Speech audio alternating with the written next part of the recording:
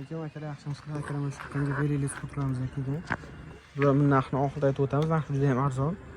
Tablolarni ko'rishingiz, tablolar elektronli bo'ladi. Polni imita farani o'qib o'chirish, signallari, powerchiklari, imita telefon podstavkalari, birinchi, ikkinchi, uchinchi skorostlar bor. Tormozlari GTX'li bo'ladi. Old tomon korzinani ko'rishingiz, bu tempda joy qilib ketilgan. Orqasida ham bitta odamlar olib ketishga yetamiz joyi bor.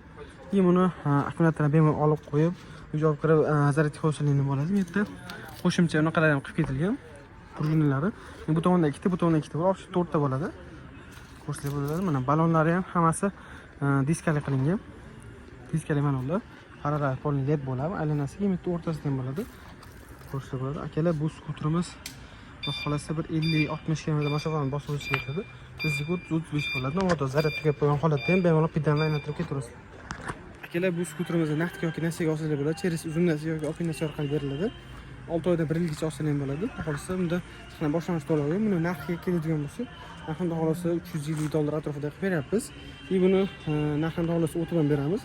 Ayniqsa optimal kreditlarga arzonroq qilib beriladi.